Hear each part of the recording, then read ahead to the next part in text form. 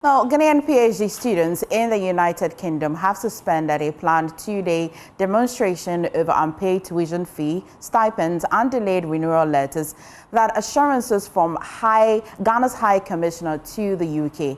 Now, the protest, which was set to take place at the Ghana High Commission in London and the British Parliament, was called off in what the students describe as a sign of good faith, following a promise that the government would move swiftly to resolve arrears estimated at 55 million Ghana cedis. However, with February nearly over and no resolution yet in sight, frustration among the students is mounting once again.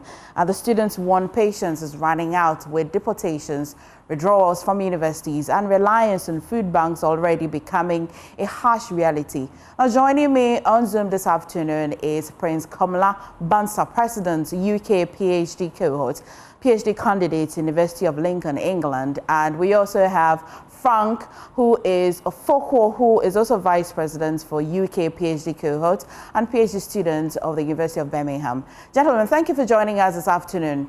So tell me, at what point did you realize the promise made February resolution would not be met? Well, good afternoon to you. So as you are already aware, we had some sort of meetings and conversation with the High Commissioner, Her Excellency Zita, which we are quite very appreciative, because this whole thing ordinarily was not supposed to be her, her work of a sort. But of course, she's like the representative of the president here, so she invited us, and then we had a long meeting. And the arrangement was that by mid-February, some sort of communication will be given to us in terms of results. But as you can see, we have passed the middle of February and nothing has happened. I've been in touch with her to be very, very fair to her. And last week, she did indicate to me on Sunday night that she was going to make a follow-up and then get back to me within the week. I haven't received that feedback from her yet, even though we are now in the second week.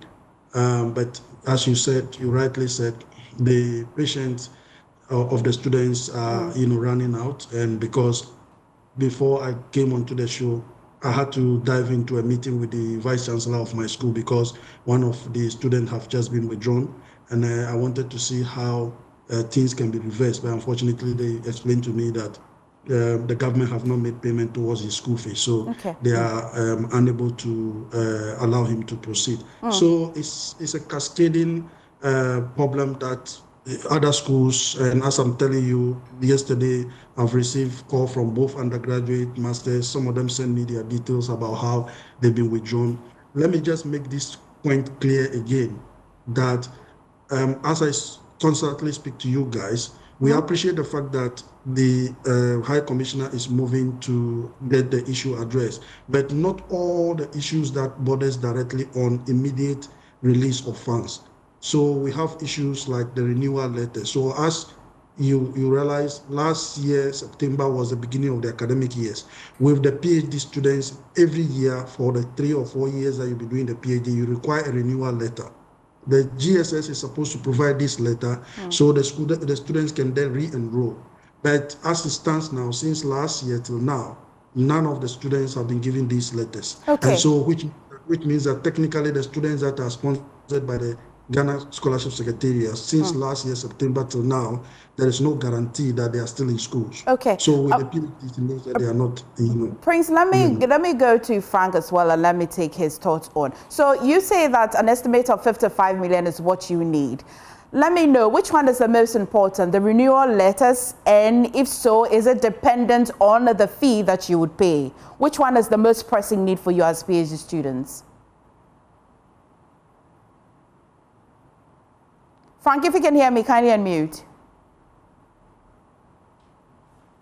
Yes, thank you very much for having me. Before I proceed to answer that question, I would like to submit that this engagement with the media today and the subsequent days are not intended in any way to cut a slur on any individual or institution or government. It is born out of frustration, student frustration in getting fair treatment. And so in answering that question, we need to pay our fees to be here. We need to be fed, to have the strength to study. And we also need the letters to renew our continuous stay in schools. So each of the three items are very important to us. We need them to be addressed for us to be able to stay here in the country to study. How did we arrive at the estimate, the 55 million? And so for us as PhDs, we are very organized. And so we took the time, we compiled our debts in terms of fees and the stipends over the years, and we arrived at that figure. What's your plan B, though? Well, at the start now, students are losing their patience because of the harsh conditions that we find ourselves in, the mass withdrawals, the deportation scare, and other living conditions. And so students are ready to go onto the streets.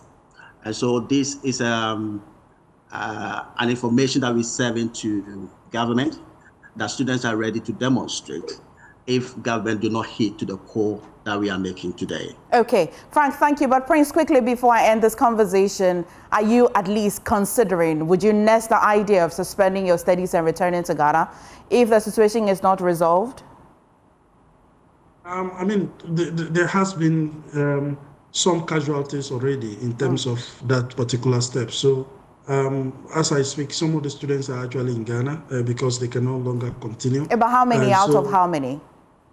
Well, it cut across both PhDs and then masters and undergraduates. Some of them, cannot continue because of the circumstances. And some of them are basically also living in the country illegally because once you don't have the renewal letter to renew your studies, the school withdraws you and then they report you to the Home Office, and then your visa get curtailed. So that is the state at which some of the students have, that I don't fall directly in that particular category because, but a lot more of our colleagues, and as my, yeah. Because, I'm interested in that, yeah.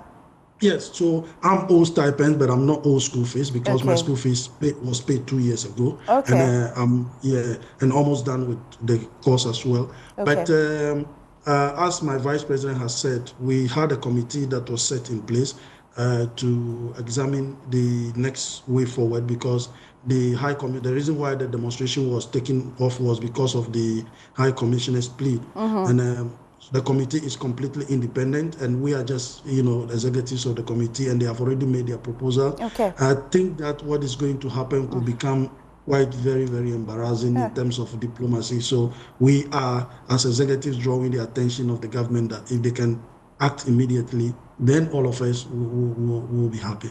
Frank and Prince, thank you so much for joining us on the news today.